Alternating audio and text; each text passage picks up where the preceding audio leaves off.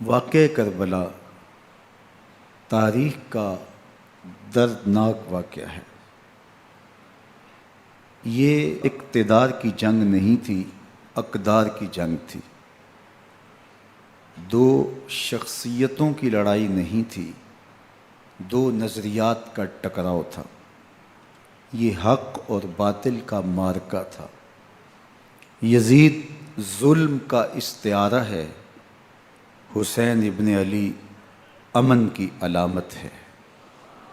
یزید جبر کا پتلا ہے، حسین صبر کا پیکر ہے۔ یزید اپنی بدطینت فطرت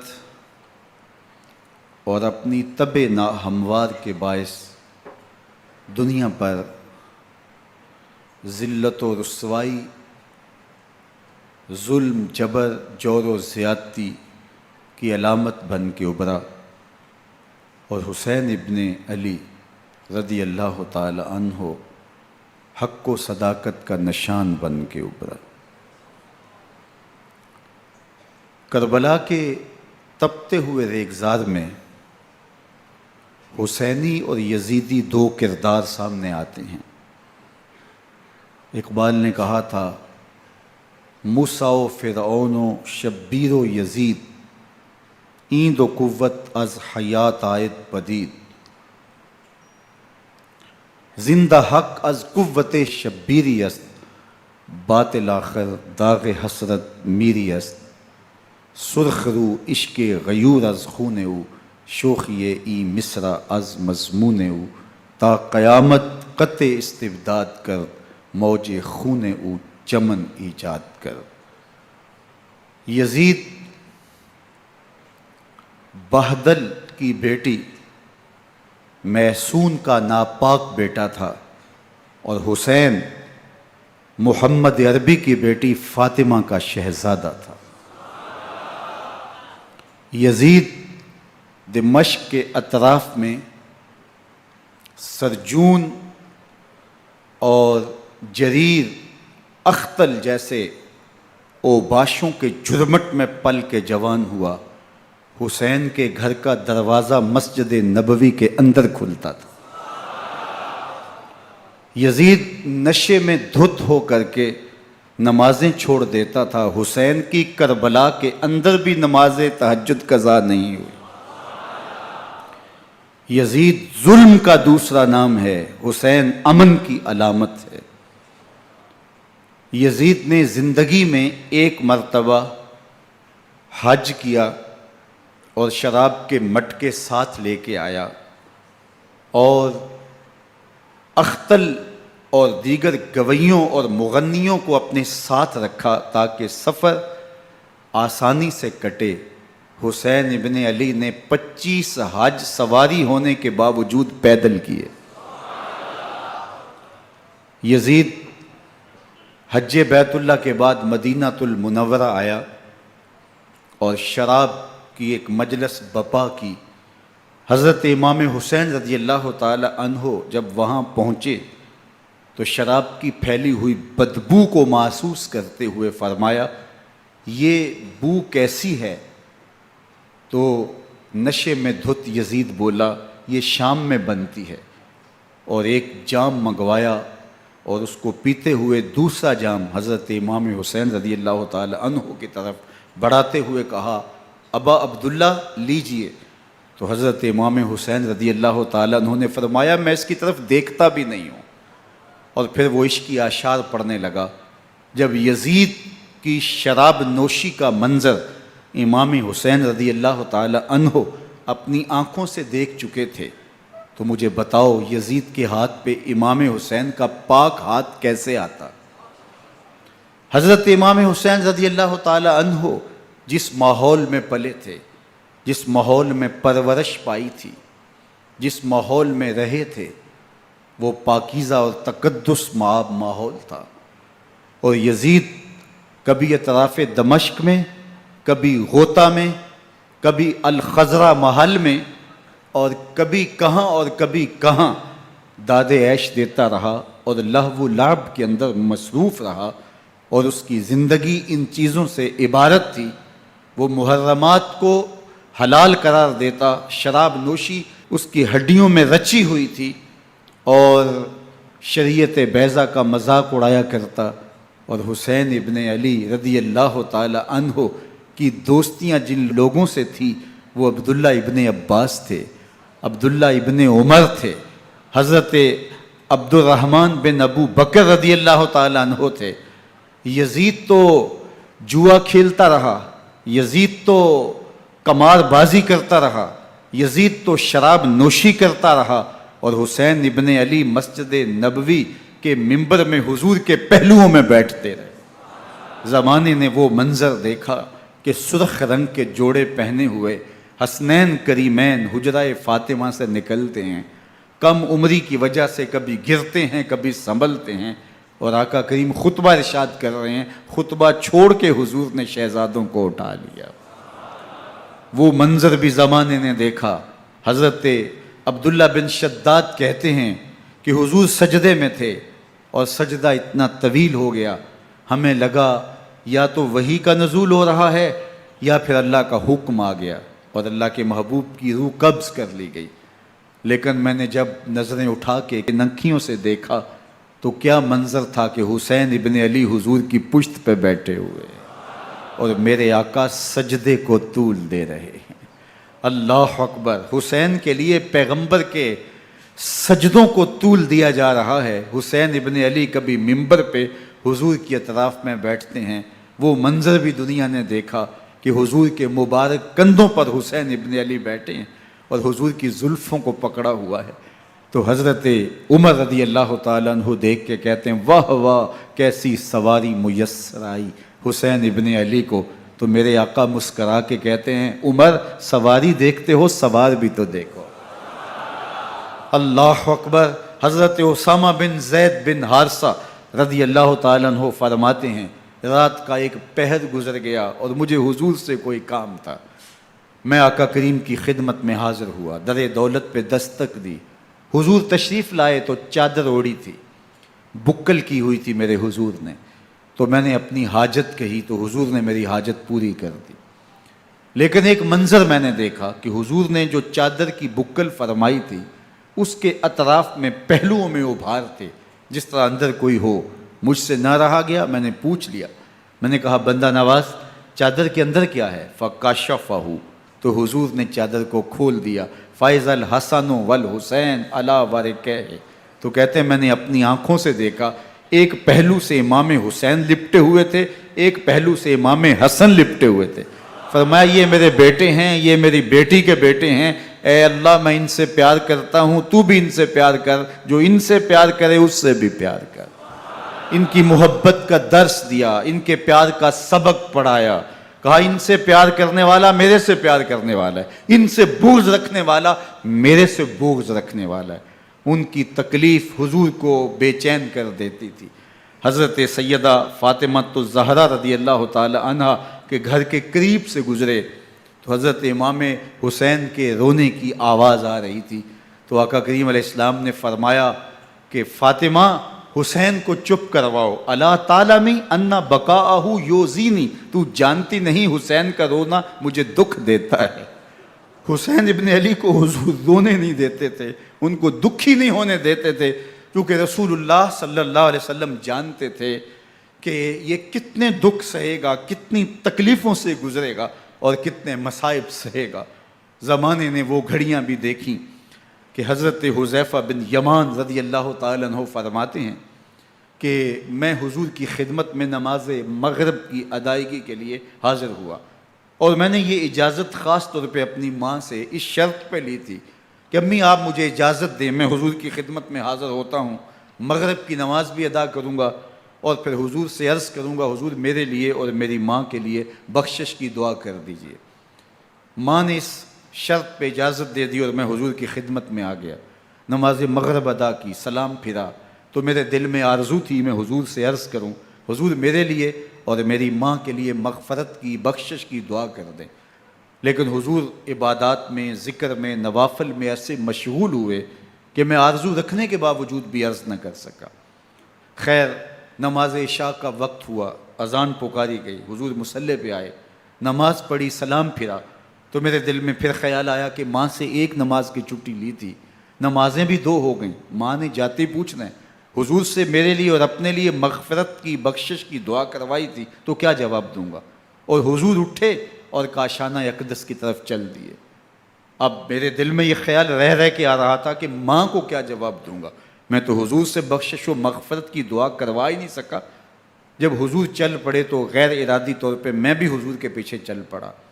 چلنے میں تھوڑی سی رفتار تیز ہو گئی، جس سے قدموں کی آہٹ پیدا ہوئی، تو جب آواز پیدا ہوئی تو حضور نے رخ پھیرے بغیر فرمایا من ھذا، میرے پیچھے پیچھے کون آ رہا ہے؟ پھر خود ہی کہا حذیفہ تو نہیں؟ تو میرا دل دھڑک رہا تھا، قلت نعم، میں نے کہا جی حضور میں حذیفہ ہوں۔ فرمایا ما حاجتک غفر اللہ لک ولامک، کیا کام ہے؟ اللہ تجھے بھی بخش دے، تیری ماں کو بھی بخش دے۔ اب جو کام تھا وہ جنبش لب سے پہلے ہی ہو گیا، یہاں تو لفظوں کا سہارا بھی نہیں لینا پڑتا، وہ بند لبوں کی بولیاں بھی سنتے ہیں۔ اقبال بولا ہے فروغت صبح آثار و دہور، چشم تو بی نندائے ما فی الصدور، تیری نظر تو سینوں کے چھپے راز بھی دیکھتی۔ تو کہا ما حاجتوں کا غفر اللہ لک ولامک، اللہ تجھے بخش دے، تیری ماں کی بھی مغفرت کر دے، کیا کام ہے؟ اب جو کام تھا وہ تو ہو گیا۔ تو میرے حضور نے ارشاد فرمایا حذیفہ سنو، ابھی ایک فرشتہ آیا ہے جو اس سے قبل دھرتی پر پہلے کبھی نہیں آیا، آج پہلی مرتبہ اللہ سے اجازت لے کے 2 کام کرنے آیا ہے، ایک تو مجھے سلام کرنے آیا ہے اور دوسرا خوشخبری دینے آیا ہے کہ آپ کی بیٹی فاطمہ جنتی عورتوں کی سردار ہے اور حسن اور حسین جنتی جوانوں کے سردار۔ ایک طرف یزید ناپاک میسون کا پلیت بیٹا، اور ایک طرف محمد عربی کا نواسا، فاطمہ کے دودھ کا اثر، علی المرتضیٰ کے خون کی تاثیر، رسول اللہ صلی اللہ علیہ وسلم کے کندھوں پہ بیٹھنے والا۔ ایک دن حضور نے امام حسین رضی اللہ تعالیٰ عنہ کے ہاتھ پکڑ لیے اور ان کے پاؤں اپنے پاؤں پہ رکھے اور پھر فرمایا بیٹے آگے بڑھو، اور ان کے پاؤں حضور کی پنڈلیوں پہ آئے، پھر کہا بیٹے اور آگے بڑھو، حتیٰ کہ ان کے پاؤں حضور کی رانوں پہ آئے، پھر فرمایا بیٹا اور آگے بڑھو، تو ان کے پاؤں حضور کے مبارک بطن اقدس پہ آئے، پھر بازوؤں کو کھینچ کے اپنے قریب کیا اور حسین ابن علی کے منہ میں اپنی زبان رکھ دی، اور وہ اس طرح چوس رہے تھے جس طرح کھجور چوسی جاتی ہے۔ تو اللہ کے محبوب علیہ السلام نے حسین ابن علی کو اپنی زبان کا لعاب دہن دے کر کے، وہ شیر رحمت دے کر کے، وہ کوثر و تسلیم سے پاکیزہ تر آب رحمت عطا کر کے ان کی ہمیشہ کے لیے پیاس بجھا دی، تاکہ کل کربلا کے تپتے ہوئے ریگزار میں حسین ابن علی کو پیاس کی شدت تنگ نہ کرے اور پائے استقلال میں لغزش نہ آنے پائے۔ ان نازوں سے پالے ہوئے حسین کو، ان محبتوں سے پالے ہوئے حسین ابن علی کو امتحان بھی اتنے بڑے درپیش تھے۔ یاری تیری سونا پر ازمیشاں تیریاں اگ، سونا پرکھیا جامدہ ہے نال اگاں دے لگ۔ جتنا بڑا شخص ہوتا ہے اتنی آزمائشیں بھی بڑی ہوتی ہیں۔ پیغمبر رحمت کی آغوش میں کھیلنے والا، حجرہ فاطمہ کا جانشین، مصلی رسول کا وارث، منبر رسول صلی اللہ علیہ وآلہ وسلم پر حضور کے مبارک پہلو اور گود میں بیٹھنے والا حسین، حضور کی زبان چوسنے والا حسین، حضور کے کندھوں پہ سواری کرنے والا حسین، آقا کریم علیہ الصلوۃ والسلام کے مبارک سجدے کی حالت کے اندر حضور کی پشت پہ کھیلنے والا حسین، جس حسین کا دروازہ مسجد نبوی کے اندر کھلتا تھا اور یزید کی کرتوتوں کے چشم دید گواہ تھے۔ یزید جب تخت نشین ہوتا ہے تو اسے یہ فکر ہوتی ہے کہ امام حسین، عبداللہ بن زبیر، عبداللہ بن عمر، عبداللہ ابن عباس یہ میری بیعت کریں۔ اور وہ ولید بن عقبہ کو لکھتا ہے کہ ہر صورت میں ان کی بیعت لو، اور اگر بیعت نہ دیں تو سختی کرو۔ حضرت امام حسین رضی اللہ تعالی عنہ کو بلاوا آتا ہے کہ آپ کو دارالامارت میں گورنر ہاؤس میں بلایا جا رہا ہے، ولید بن عقبہ کا پیغام آپ کو پہنچتا ہے۔ آپ اس وقت فرماتے ہیں کہ اس وقت جو پیغام پہنچا ہے وہ کسی خطرے سے خالی نہیں ہے، تو کچھ سواروں کو ساتھ لیا، کہا تم دارالامارت کے باہر کھڑے رہنا، اگر میری آواز بلند ہوئی تو اندر آ جانا، ورنہ تم انتظار کرنا۔ آپ اندر گئے۔ ولید بن عقبہ نے مروان کو بھی بلایا تھا۔ مروان بن حکم یہ گورنر مدینہ ولید سے پہلے رہ چکا ہے، تو اس نے مشورہ دیا کہ سختی کی جائے۔ خیر ولید بن عقبہ نے کہا کہ یہ خط ہے، حضرت امیر معاویہ کا انتقال ہو گیا اور یزید تخت نشین ہوا ہے، لہٰذا وہ آپ سے بیعت کا مطالبہ کرتا ہے۔ تو حضرت امام حسین رضی اللہ تعالیٰ عنہ نے فرمایا کہ میرے جیسا شخص یوں چھپ کے بیعت نہیں کر سکتا، اور آپ واپس پلٹے۔ مروان بن حکم نے ولید بن عقبہ کو کہا کہ یہ موقع ہے جانے نہ دیا جائے، اگر یہ نکل گئے تو دوبارہ تم قابو نہیں پا سکو گے، اور انہیں یہیں قتل کر دیا جائے۔ حضرت امام حسین رضی اللہ تعالیٰ عنہ نے یہ بات سن لی۔ کہتے ہیں حضرت امام حسین انہی قدموں کے بل واپس پلٹے اور مروان بن حکم سے مخاطب ہو کے کہا، مروان کیا بول رہا ہے؟ وہ خاموش ہو گیا۔ فرمایا تو جانتا نہیں ہم کون ہیں؟ آنا حسین ابن علی ابن ابی طالب، میں حسین ہوں، میں علی کا بیٹا ہوں، ہمارے گھر میں قرآن اترتا رہا ہے، وحی کا نزول ہوتا رہا ہے، اور یزید فاسق ہے، فاجر ہے، مسلمانوں کا قاتل ہے اور شرابی ہے، میں ڈنکے کی چوٹ پہ یزید کی بیعت سے انکار کرتا ہوں۔ بس حیدری کچھار سے محمدی شیر نکل آیا ہے۔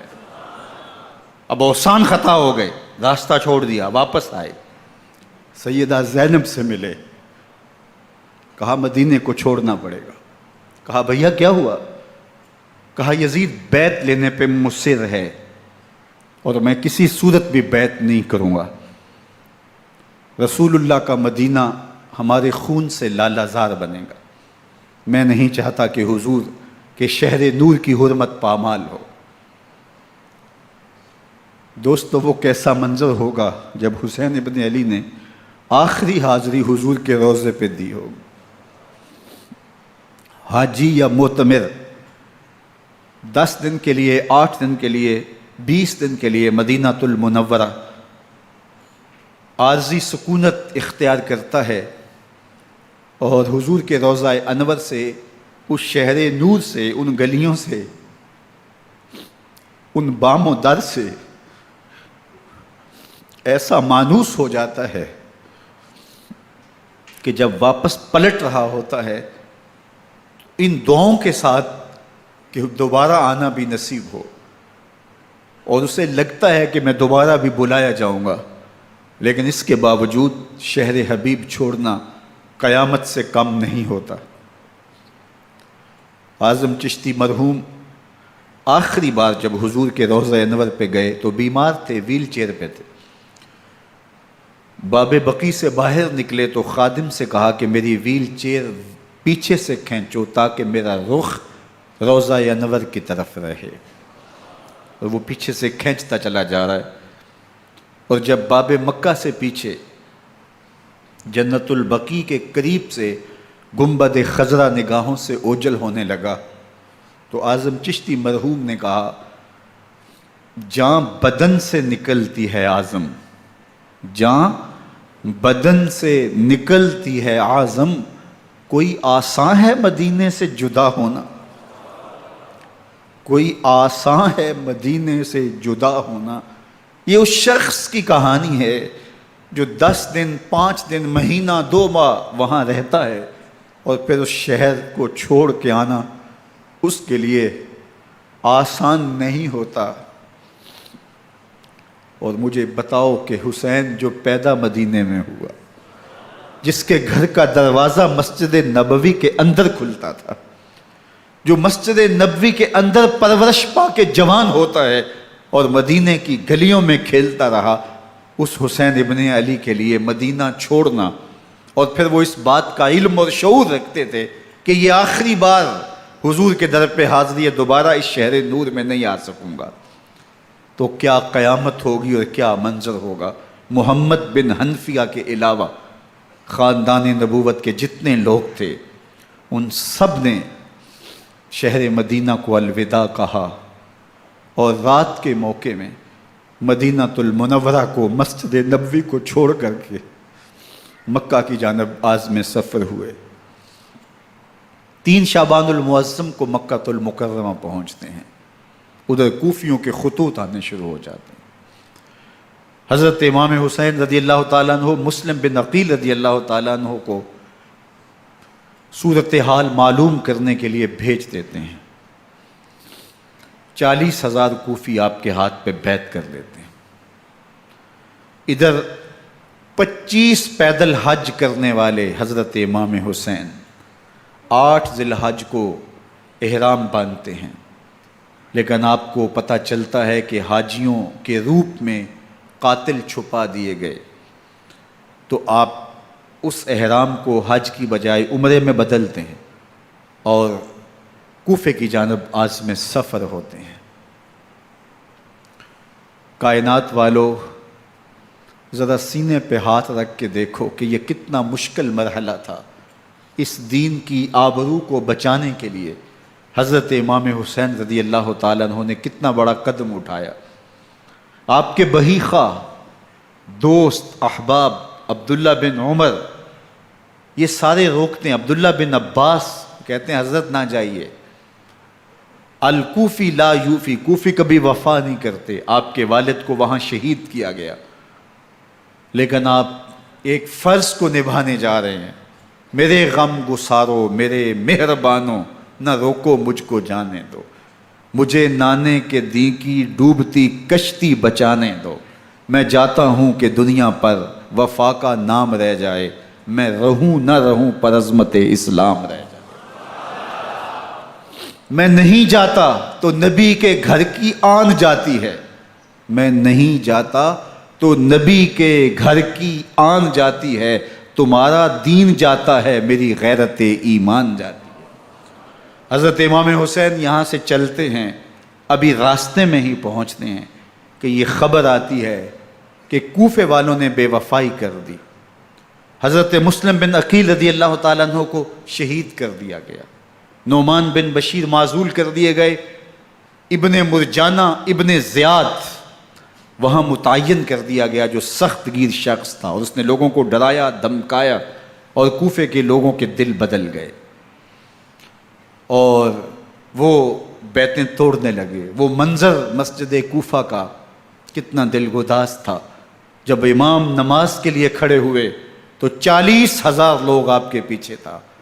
جب سلام پھیرا اور امام نے دیکھا کہ پیچھے لوگ نہیں ہیں، پھر لوگوں نے اپنے دروازے بھی بند کر لیے۔ رات کی تنہائیاں ہیں اور حضرت مسلم بن عقیل کو کوئی پناہ دینے والا نہیں ہے۔ لوگوں نے دروازے بند کر لیے کہ کہیں ہمارے گھر میں نہ آ جائیں اور ہم مشقت اور حکومتی تشدد کا شکار نہ ہوں۔ کتنا دردناک لمحہ ہے حضرت مسلم بن عقیل رضی اللہ تعالیٰ عنہ پہ، اور پھر حضرت مسلم بن عقیل بے دردی سے شہید کر دیے جاتے ہیں۔ آپ ابھی راستے میں ہیں، یہ ساری کہانی پہنچتی ہے کہ حضرت مسلم شہید کر دیے گئے اور بے دردی سے شہید کر دیے گئے۔ وہ جنہوں نے خط لکھے تھے کہ ہم آپ کے ساتھ ہیں اور ہم منتظر ہیں، چشم برا ہیں، آپ کے قدموں کی چاپ سننے کے لیے بےتاب ہیں، آج انہوں نے بیتیں توڑ دی۔ 40,000 کوفی منحرف ہو گئے۔ مسجد کوفہ کا وہ منظر کس قدر روح کو تڑپا دینے والا تھا۔ ہم پچھلے سال عصر اور مغرب کے درمیان جب کوفہ پہنچے تو سورج ڈوبنے کے قریب تھا۔ میں نے اپنی زندگی میں اتنا اداس موسم کہیں نہیں دیکھا جتنا اداس موسم کوفے میں دیکھا۔ ایسے لگتا تھا جس طرح کوفے کی آب و ہوا آج بھی شرمندہ ہے۔ جو مسلم بن عقیل اور خاندان نبوت کے ساتھ اہل کوفہ نے کیا، حضرت امام حسین رضی اللہ تعالیٰ عنہ کو ان کے بہی خواہوں نے، اعزاء نے، اقربا نے، دوستوں نے، آوان و انصار نے، ساتھیوں نے کہا کہ حضرت حالات یکسر تبدیل ہو گئے، اب ہمیں مراجعت کر جانی چاہیے، واپس پلٹ جانا چاہیے۔ تو حضرت امام حسین کافی سوچ بچار میں رہے، پھر اس کے بعد آپ نے فیصلہ کیا کہ ہم آگے بڑھیں گے۔ دوستوں نے کہا کہ حضرت اگر آپ آگے بڑھیں گے تو ہمیں لگتا ہے کہ وہ آپ کے ساتھ سلوک اچھا نہیں کریں گے اور آپ بچوں کے سامنے پیاس سے شہید کر دیے جائیں گے۔ تو حضرت امام حسین رضی اللہ تعالیٰ عنہ نے وہاں ایک خطبہ ارشاد فرمایا کہ لوگو تم جو مجھے بتا رہے ہو مجھے اچھی طرح معلوم ہے، جو تم مجھے منظر پیش کر رہے ہو وہ میری نگاہوں میں ہے، اور جو کچھ ہونے والا ہے چشم تصور وہ منظر دیکھ رہی ہے۔ چونکہ حضرت امام حسین رضی اللہ تعالیٰ عنہ کی شہادت کی خبر حضرت امام حسین کے پیدا ہوتے ہی خاندان نبوت میں عام تھی۔ حضور علیہ الصلوۃ والسلام کو یہ بات جبریل امین نے آ کے بتائی تھی جب حسین ابن علی کے ساتھ حضور محبت کا اظہار کر رہے تھے، تو یہ جبریل امین نے آ کے کہا تھا حضور آپ کا یہ بیٹا ارض طف میں شہید کر دیا جائے گا، اور کربلا کی مٹی لا کے حضور کو دی اور ام سلمہ کو حضور نے عطا کر دی۔ حضرت ام سلمہ کہتی ہیں کہ ایک دن میں سوئی تو خواب دیکھا کہ حضور کے مبارک بال بکھرے ہوئے ہیں اور سخت پریشان ہیں، تو میں نے کہا کہ حضور آپ کی یہ کیا حالت ہے؟ وَبِيَدِهِ قَارُورَةٌ، اور حضور کے ہاتھ میں ایک شیشی ہے، فِيهَا دَمٌ، جس کے اندر خون ہے۔ تو میں نے کہا حضور یہ کیا؟ فرمایا میں قتل گاہ حسین سے آ رہا ہوں اور یہ حسین ابن علی کا خون ہے۔ تو کہا 10 محرم کا دن تھا، دوپہر کا یہ منظر تھا، میں کیلولہ کر کے اٹھی، جب میں نے دیکھا تو وہ شیشی جس میں کربلا کی مٹی رکھی تھی وہ خون بن چکی تھی۔ تو یہ خبر پہلے دی گئی تھی، یہ بتا دیا گیا تھا۔ فرمایا میرے دوستو جو تم مجھے بتاتے ہو میں اس سے بے خبر نہیں ہوں، یہ سب کچھ ہونے والا ہے، لیکن اس کے باوجود میں کیوں جا رہا ہوں؟ تو آپ کا ایک تاریخ ساز جملہ ہے جو کربلا کے فلسفے کو ہمارے سامنے رکھتا ہے کہ یہ اتنا بڑا امتحان کیوں دیا۔ حضرت امام حسین رضی اللہ تعالیٰ عنہ نے فرمایا وَلَكُمْ فِي أُسْوَةٌ، میں اس لیے جا رہا ہوں قیامت تک ظلم، جبر اور ناانصافی کے خلاف کھڑے ہونے والوں کے لیے کوئی نمونہ تو ہو۔ میری زندگی قیامت تک ظلم، جبر اور استحصالی نظام کے خلاف کھڑے ہونے والوں کے لیے نمونہ ہے۔ تو حضرت امام حسین رضی اللہ تعالیٰ عنہ نے حق اور باطل کے درمیان ایک سرخ لکیر کھینچ دی اپنے خون سے۔ اب حق اور باطل کا امتیاز کرنا مشکل نہیں ہے، کوئی باطل پہ اڑا رہے تو الگ بات ہے، لیکن امتیاز کرنا مشکل نہیں ہے۔ حدود بالکل واضح کر دیں۔ اقبال نے یہاں کتنی خوبصورتی کے ساتھ اس مضمون کو نبھایا۔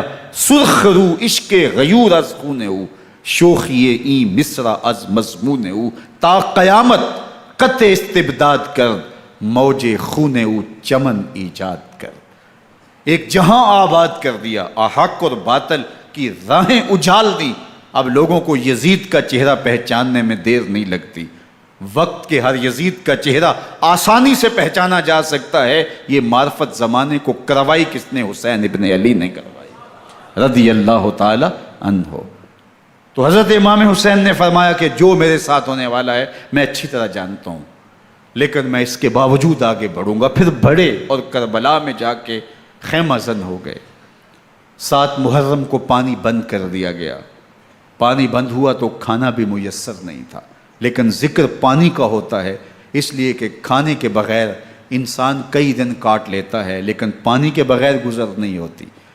تو فرات کی نہر سامنے اپنی موجوں کے ساتھ چمک رہی ہے، لیکن ایک قطرہ آب بھی آل رسول کو نہیں دیا جا رہا۔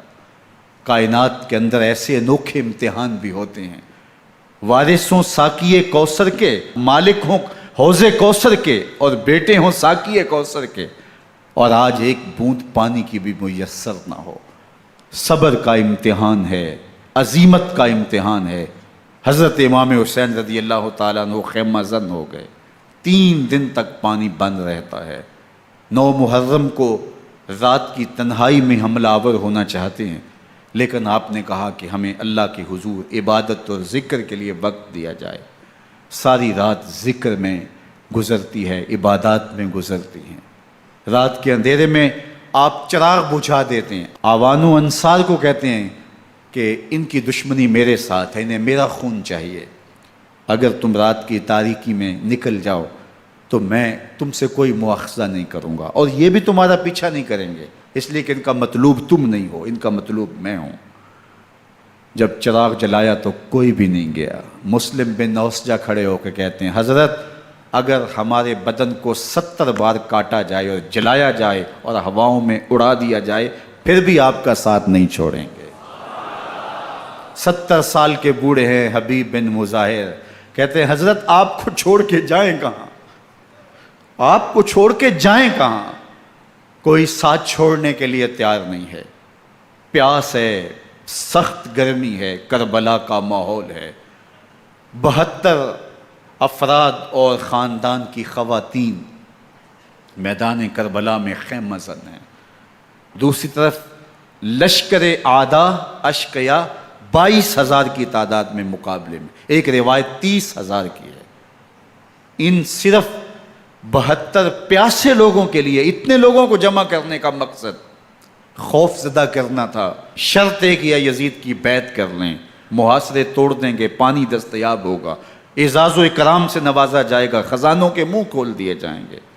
لیکن حسین ابن علی کہتے تھے سب کچھ لٹ جائے گا، باطل کے ہاتھ پہ ہاتھ نہیں رکھوں گا۔ اللہ اکبر۔ اب صبح طلوع ہوتی ہے، عاشور کا دن چڑھتا ہے، سورج اپنی پوری تمازت کے ساتھ گرمی برسا رہا ہے۔ آج خاندان نبوت کا امتحان زمانے نے دیکھنا ہے۔ رسول اللہ کا لعاب چوسنے والا اس کے صبر کا آج امتحان ہے، حضور کے کندھوں پہ کھیلنے والے حسین کا آج امتحان ہے۔ اللہ اکبر۔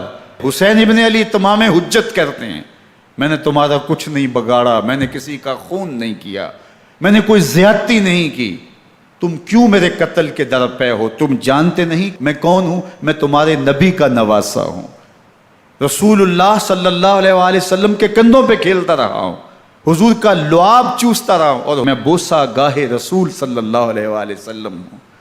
لیکن ان اشقیاء کے دل پر کوئی چیز اثر انداز نہیں ہوتی۔ ایک ہور ہے، اللہ اس کے دل میں نرمی ڈالتا ہے۔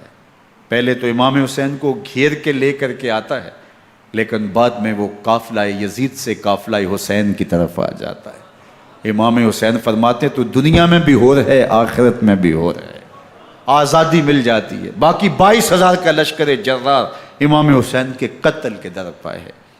پھر تاریخ نے خاندان نبوت کا وہ انوکھا امتحان دیکھا۔ حضرت امام حسین کے بچے بالخصوص خواتین پیاس کی شدت میں حلق خشک ہیں۔ حضرت سکینہ تڑپ کے اپنے باپ سے کہتی ہیں کہ مجھے 6 ماہ کے علی اصغر کی پیاس نہیں دیکھی جا رہی۔ بچے کو ہاتھوں پہ اٹھاتے ہیں اور نہر فرات کے کنارے پہنچ کے فرماتے ہیں اشقیاء سے مخاطب ہو کے تمہارا معاملہ میرے ساتھ ہے، اس 6 ماہ کے بچے نے تمہارا کچھ نہیں بگاڑا، اور چلو بھر کے اس کا حلق سیراب کرنا چاہتے ہیں۔ ایک 2 شاخہ تیر آتا ہے جو حضرت علی اصغر کے گلے کو چیر دیتا ہے۔ راوی لکھتے ہیں کہ وہ عام تیر نہیں تھا، جانوروں کو شکار کرنے کے لیے جو بڑے تیر ہوتے ہیں وہ 2 شاخہ تیر تھا۔ وہ گردن کو کاٹ دیتا ہے، خون بہنے لگتا ہے، گردن لٹک جاتی ہے۔ حضرت امام حسین وہ بہتا ہوا خون اپنے چلو میں لیتے ہیں اور آسمان کی طرف اچھال کے کہتے ہیں مالک حسین کی یہ قربانی بھی قبول فرما۔ یہ تماشا لب بام نہیں ہے، بچہ بیمار ہو ڈاکٹر جواب دے دیں، ماں باپ کے ہاتھ پھول جاتے ہیں، زندگی کی سانسیں ابھی چل رہی ہوتی ہیں، لیکن ڈاکٹر کہے کہ یہ میرے بس کا روگ نہیں ہے، کہیں اور لے جاؤ، تو زندگی کا لف و نشر غیر مرتب ہو جاتا ہے۔ میں سلام پیش نہ کروں حسین ابن علی کو، 6 ماہ کا علی اصغر ہاتھوں میں دم توڑتا ہے، گردن لٹک جاتی ہے، خون بہہ رہا ہے، اب خیموں کی طرف بڑھ رہے ہیں، لیکن زبان پہ شکایت نہیں ہے، کہتے ہیں مالک حسین کی یہ قربانی قبول کر لے۔ اب خیموں کی طرف آنا، شہر بانوں ام رباب سیدہ زینب حضرت سکینہ سلام اللہ علیہا کا سامنا کوئی آسان کام نہیں تھا، لیکن حسین ابن علی آتے ہیں، شہزادے کو یہاں خیموں کے قریب رکھ کے کہتے ہیں کہ یہ حوض کوثر سے سیراب ہو گیا ہے۔ اللہ اکبر، کوہرام مچ جاتا ہے خیموں کے اندر، کیا منظر ہوگا اور ان کو کن الفاظ کے پیرائے میں ڈھال کر کے ان کیفیات کو بیان کیا جا سکتا ہے جو اہل بیت کے خیموں کے اندر علی اصغر کی شہادت کے بعد کا منظر رقم ہو رہا ہوگا۔ اللہ اکبر، ادھر اشکیا آوازیں دے رہے ہیں، مبارزت کے لیے پکار رہے ہیں۔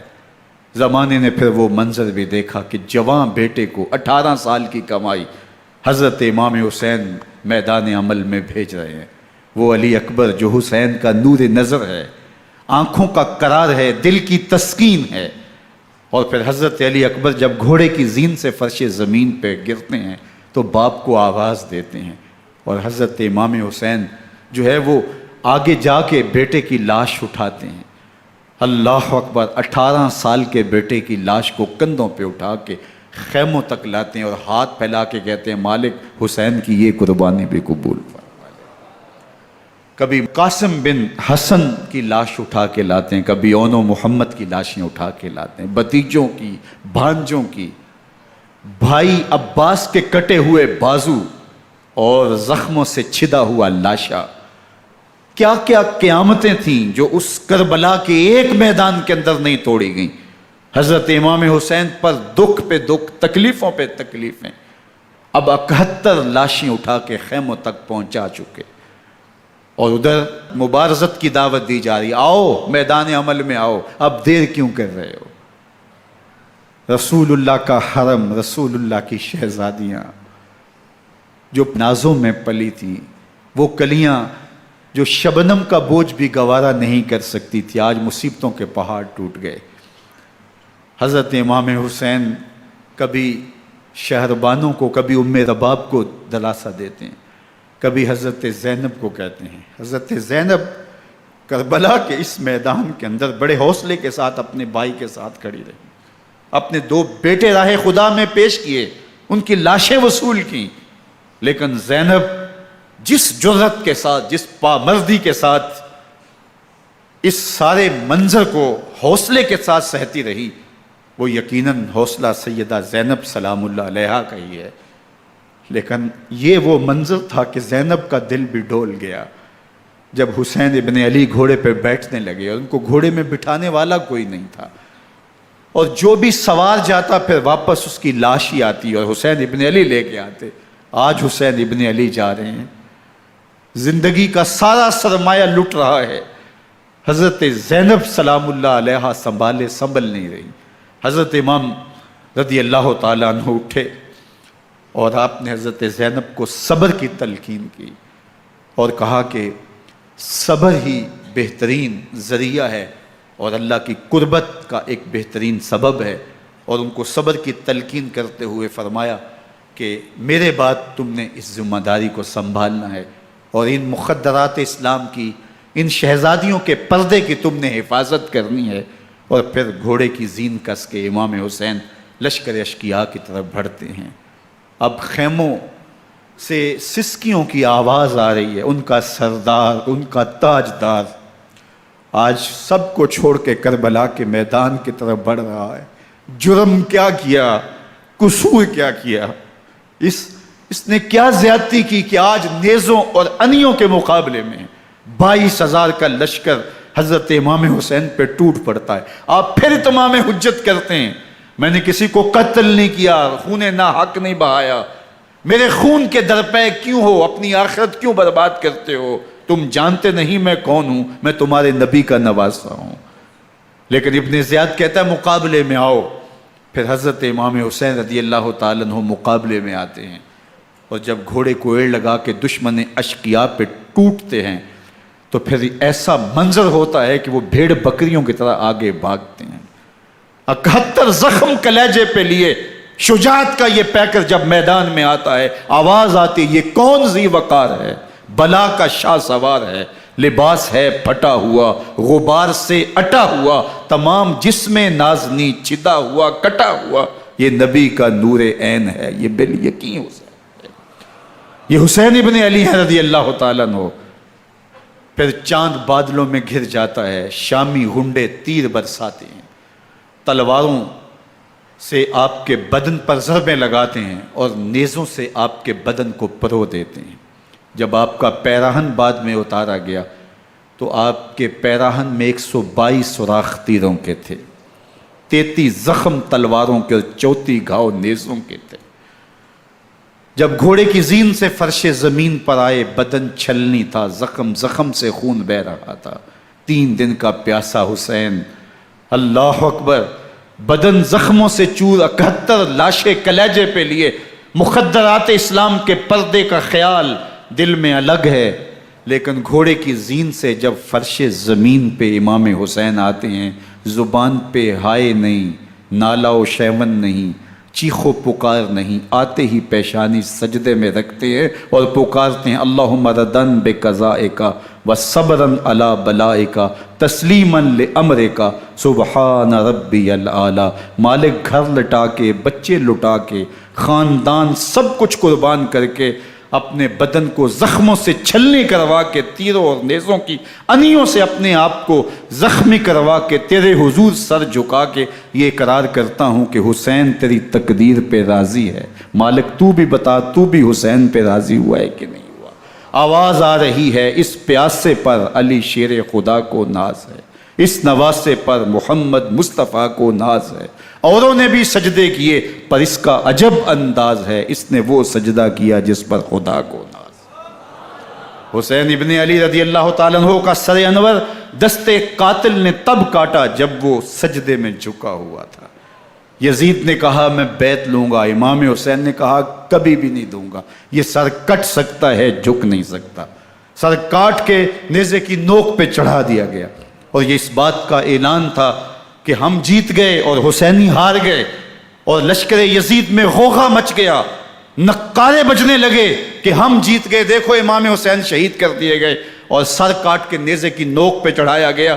لیکن لشکر یزید سے ہی آواز آئی یہ کیسا سر ہے جو کٹ کے بھی سر بلندی ہے، کٹ گیا ہے پھر بھی اونچا ہے، اللہ اکبر، یہ سر سجدے میں کٹا ہے، رب کے حضور عبادت کی حالت میں کٹا ہے، حسین آج بھی سجدے میں ہے، اللہ اکبر، حسین آج بھی سجدے میں ہے، بلکہ کٹے ہوئے سر کا رخ زمین کی جانب تھا اور کٹی گردن آسمان کی طرف، یوں نیزے پہ پرویا گیا، اللہ اکبر۔ ایک شاعر نے نقشہ کھینچا، بآنکھ سر نیزے پہ اور سوئے زمین ہے روح، یعنی سجدہ ثانی کی ہے آرزو۔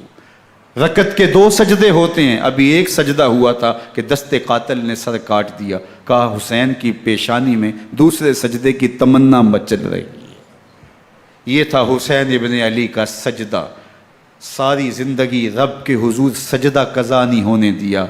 آج پانی نہیں ہے، اللہ اکبر، آج تیمم کر لیتے ہیں، آج اپنے خون کو اوڑھ کر کے حسین نے اپنی پیشانی اپنے مالک کے حضور جھکا کر کے عظیمت کی وہ انوکھی داستان رقم کر دی کہ صدیاں گزرنے کے باوجود بھی ان کی یادوں کے چراغ روشن ہیں۔ جب حضرت امام حسین اور دوسرے اعیان و انصار کو شہید کر دیا گیا تو ان کے سر نیزوں کی نوک پہ چڑھا دیے گئے، حضرت امام حسین کا کٹا ہوا سر اور باقی 71 افراد کے کٹے ہوئے سر نیزوں کی نوک پہ، اور 10 سواروں کو ابن سعد نے کہا کہ ان کو رون دو، اور گھوڑوں کی ٹاپوں تلے حضرت امام حسین رضی اللہ تعالیٰ عنہ اور ان کے آوان و انصار کو جو ہے وہ روندا گیا، حتیٰ کہ ان کی استخوان مبارک، ان کی ہڈیاں بھی چور چور ہو گئیں۔ روننے سے قبل ان کا لباس اتار لیا، ان کے کپڑے اتار لیے گئے، اللہ اکبر، کیسی دردناک گھڑیاں تھیں۔ یزید کا صرف یہی بد کرداری کا مرحلہ نہیں تھا، اس کربلا کے صحرا کے اندر یزید نے جس طرح امام حسین رضی اللہ تعالیٰ عنہ کو شہید کیا اور حضرت امام حسین کے خاندان کو شہید کیا، جب مدینہ المنورہ پر یزید نے مسلم بن عقبہ کو مقرر کیا، جس کو بزرگوں نے مصرب بن عقبہ کہا ہے، تو اس کو کہا 3 دن تک مدینے کا حرم تمہارے لیے حلال ہوگا، جو چاہو تم کرنا، اور شامی فوجوں کو اجازت ہوگی۔ تو وہاں بھی انہوں نے 10,000 تابعین اور 700 صحابہ کو شہید کیا۔ حضرت ابو سعید خدری رضی اللہ تعالیٰ عنہ گھر سے باہر نکلے، کافی بوڑھے ہو چکے تھے، تو انہوں نے حضرت ابو سعید خدری کو پکڑ لیا، کہا تم کون ہو؟ کہا مجھے ابو سعید خدری کہتے ہیں۔ تو کہا ہاں تمہارا نام سنا ہے، اور داڑھی سے پکڑ کے کھینچا اور کہا کہ ہے تمہارے پاس جو ہمیں دو؟ تو کہا کہ میرے پاس تو کچھ بھی نہیں، میں تو فقیر آدمی ہوں۔ تو ان کے گھر ان کو لے گئے، تو 2 کبوتر رکھے تھے حضرت ابو سعید خدری نے، تو وہ کبوتر لوٹ کے لے گئے۔ اللہ اکبر۔ حضرت ابن سنان رضی اللہ تعالیٰ عنہ کو، جو حضور کے علم بردار تھے فتح مکہ کے دن، ان کو ستو پہلے پلائے اور پھر ان کی گردن کاٹی گئی، اور کہا یہ ہے وہ ستو جو تم زندگی میں آخری بار پیو گے۔ ایک گھر میں داخل ہوئی شامی فوج، تو ایک خاتون کے ابھی بچہ پیدا ہوا تھا، اور قابلہ نے، دائیا نے، وہ بچہ ماں کی چھاتی پہ لٹایا، اور وہ ماں کا پہلا دودھ پی رہا تھا۔ تو یہ جا کے کہنے لگے نکالو تمہارے پاس جو کچھ ہے۔ تو اس خاتون نے کہا تم جانتے ہو یہ بچہ کون ہے؟ تو انہوں نے کہا ہم نہیں جانتے۔ کہا یہ حضرت ابن ابی کبشہ انماری رضی اللہ تعالیٰ عنہ کا بچہ ہے، اور یہ وہ صحابی ہیں کہ جو بیت الشجرہ کے موقع پہ حضور کے ہاتھ پہ بیعت کرتے ہیں۔ انہوں نے اس چیز کا لحاظ نہ کیا کہ جو کچھ ہے وہ ہمیں دو، ورنہ تیرے بچے کو نہیں چھوڑیں گے۔ تو ماں بچے سے مخاطب ہو کے کہتی ہے، ابھی بچہ پیدا ہوا ہے اور ماں سے پہلا دودھ پی رہا ہے، کہ بیٹے اگر میرے پاس کچھ ہوتا، وہ قیمتی سے قیمتی چیز بھی ہوتی، تیری جان کے لیے قربان کرتی، لیکن اس وقت میرے پاس کچھ ہے نہیں۔ تو ایک شکی آگے بڑھا اور بچے کو ایک ٹانگ سے پکڑ کے کھینچ کے دیوار کے ساتھ پٹک کے مارا، جس سے دماغ کا بھیجا نکل گیا۔ کیا کیا زیادتیاں نہیں کی۔ 700 صحابہ حرہ کے واقعہ میں شہید کیے یزید نے، اور 10,000 تابعین شہید کیے۔ مسجد نبوی میں ممبر رسول کے ساتھ گھوڑے باندھے، اور وہ ممبر رسول اور مصلی رسول کے قریب لید کرتے رہے۔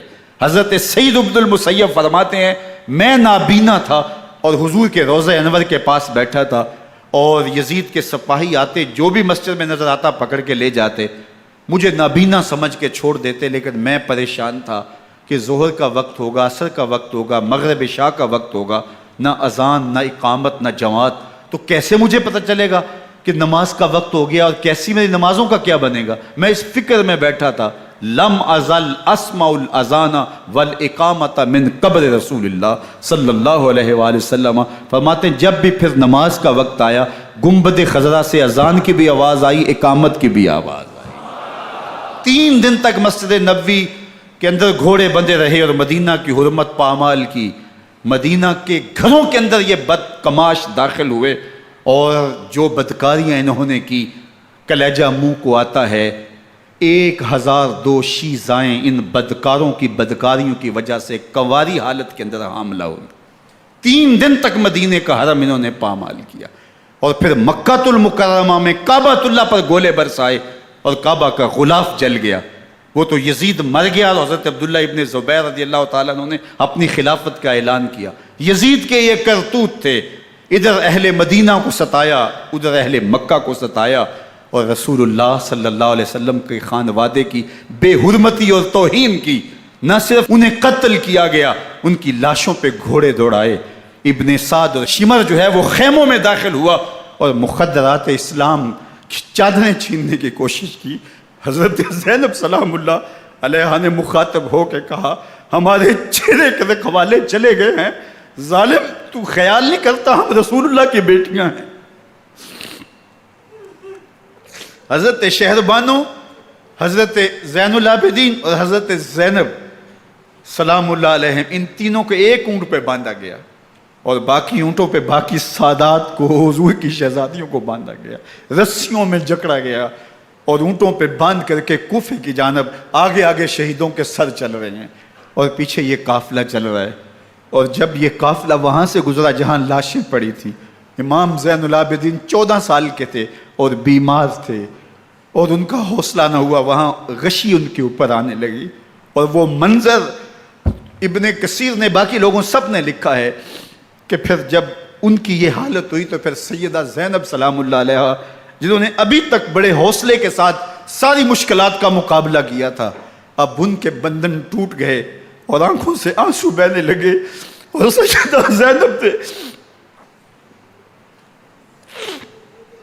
امام حسین رضی اللہ تعالیٰ عنہ کی لاش پہ کھڑے ہو کے، اور وہ روندی ہوئی لاش، ٹوٹی ہوئی ہڈیاں، اور وہ برینا بدن، کٹا ہوا سر نیزے کی نوک پہ، اور لاش یہ پڑی ہے، تو حضرت سیدہ زینب نے مدینے کی طرف منہ کر کے جو ہے وہ حضور سے فریاد کی، یا محمد آہو، یا محمد آہو، ھذا حسین بالآراء مزمل بالدماء، یا محمد آہو بناتوں کا سبایا۔ یا رسول اللہ، اے پیارے آقا، یا جد آہو، اے ہمارے نانا محترم، یہ دیکھیے آپ کا حسین پڑا ہوا ہے، بدن سے کپڑے اتار لیے گئے، خاک ہوائیں اڑا رہی ہیں، اور اس کے اوپر چادر جو ہے وہ مٹی کی پڑ گئی ہے۔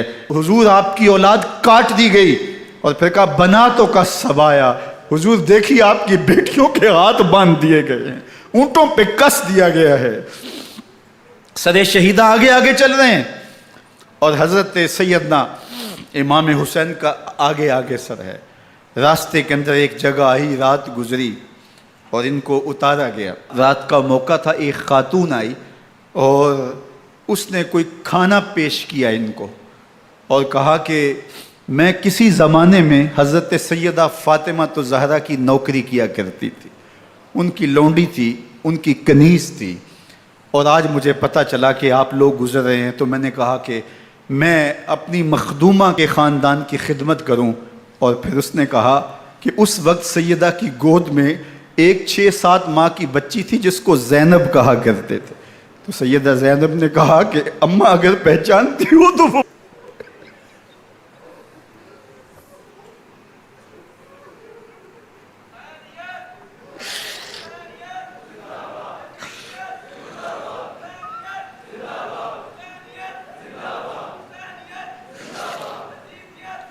یہ تاراج اور لٹا ہوا کارواں پھر وہاں سے کوفے میں کیسے پہنچا، اور کوفے کے اندر سیدہ زینب سلام اللہ علیہا نے وہ یزید کے دربار میں، ابن زیاد کے دربار میں وہ جرأت آمیز جو باتیں کہیں، اللہ اکبر، زینب کی زبان میں علی کی خطابت بول رہی تھی، اور پھر دشمن اور دوست سارے رونے لگے، اور وہ کیا دل گداز منظر تھے۔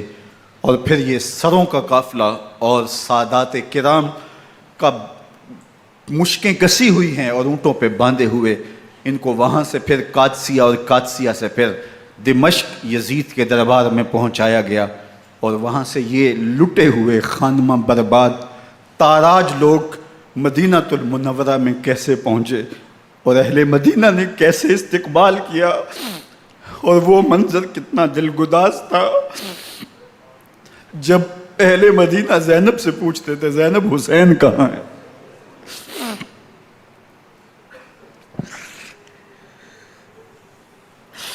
بے مروت بے وفا تیرا بھی کیا افسانہ ہے، جس نے اپنی ہی شمع کو گل کیا تو وہ پروانہ ہے۔ اپنے پیغمبر کے شہزادوں کو اور اپنے پیغمبر کی شہزادیوں کو جو دکھ اس امت نے دیے، یہ کائنات کی ایک انوکھی داستان ہے۔ اللہ ہمیں اسوہ شبیری پہ عمل کی توفیق عطا کرے اور ان کے نقوش پاک کی برکتیں دے، اہل بیت کی محبت ہماری روحوں میں جذب کر دے، اور جس عظیمت کے ساتھ، جس حوصلے کے ساتھ انہوں نے دکھوں کو جھیلا، جو دہکتی آگ کے شعلوں پہ سویا وہ حسین، جو جواں بیٹے کی میت پر نہ رویا وہ حسین، جس نے سب کچھ کھو کے کچھ نہ کھویا وہ حسین، مرتبہ اسلام کا جس نے دوبالا کر دیا، خون نے جس کے دو عالم میں اجالا کر دیا، جو کہ سوزے غم کو سانچے میں خوشی کے ڈھال کے، مسکرایا موت کی آنکھوں میں آنکھیں ڈال کے۔ اے حسین ابن علی تم پر سلام، نازش آل نبی تم پر سلام۔ ذرا میرے ساتھ یہ پڑھ لیجئے، اے حسین ابن علی تم پر سلام، نازش آل نبی تم پر سلام، تم پہ لاکھوں رحمتیں لاکھوں سلام، اے شہیدان محبت کے امام، لالا گوں لالا بدن لالا کفن، اے چمن اندر چمن، زندگی ہی زندگی تیری حیات اے حیات اندر حیات اندر حیات، افتخار ملت بیضا ہے تو، رب کعبہ کی قسم یکتا ہے تو، فخر کا دل